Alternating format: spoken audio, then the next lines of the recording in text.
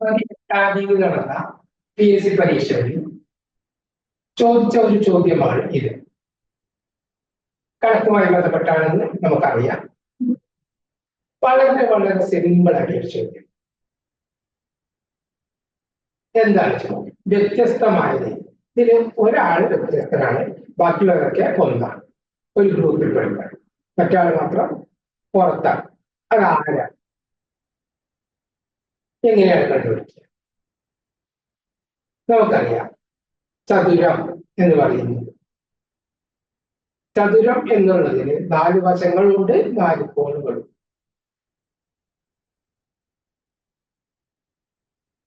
പിന്നെയോ സാമാന്തരികം, അതിന്റെ അവസ്ഥ എന്താ? അതിനും 4 വശങ്ങളുണ്ട്, 4 കോണുകളും.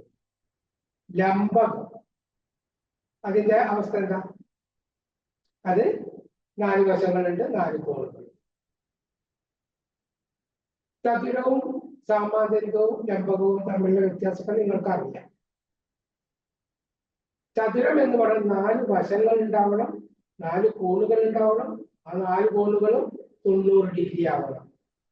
പിന്നെ അതിന്റെ 2 വശങ്ങൾ തുല്യമാവണം, മറ്റു 2 വശങ്ങൾ തുല്യമാവണം. നീളവും വീതിയും എന്നുള്ളത്. സാമാന്തരികം എന്താ? സാമാന്തരികത്തിന് ഒറ്റ വ്യത്യാസം എന്താണ്? അതിന് കോണുകൾ 90 ഡിഗ്രി ആവണം എന്നില്ല. അതാണ് ഇതിന്. പിന്നെ ലംബകം. ലംബകം എന്ന് പറയുന്നതിനും എന്തുണ്ട്? 4 വശങ്ങളുണ്ട്, 4 കോണുകൾ. അതായത് ചതുരം നമുക്കറിയാം. ചതുരം എങ്ങനെ വരയ്ക്കുക? ഒരു ചതുരം. സാമാന്തരികം എന്ന് പറഞ്ഞാൽ ഇത് ചെറിയ ചെരുവൊക്കെയാണ്. ഇത് സാമാന്യം. ലംബകം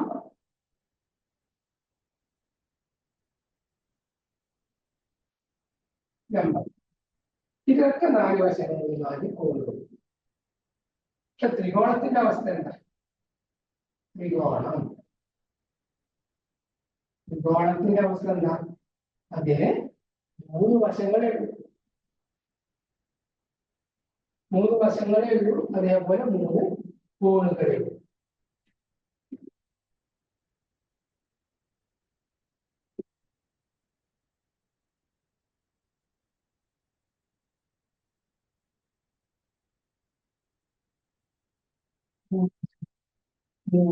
കോണുകൾ മാത്രമേ.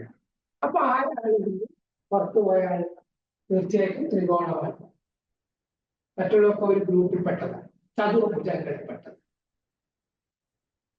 അതാണ് അതിന്റെ പ്രത്യേകത. ഈ 3 ചതുർഭുജത്തിൽപ്പെട്ടതാണ്. ഇതെന്തിനല്ല? ത്രികോണം അതിൽ പെട്ടതല്ല. അതുകൊണ്ട് വ്യത്യസ്തമായത് ഏതാണ്? അത് ത്രികോണമാണ്. B option. ഈ ഓപ്ഷൻ ആണ്. ഓക്കെ ആയിട്ടുണ്ടാകും എന്ന് കരുതുന്നു.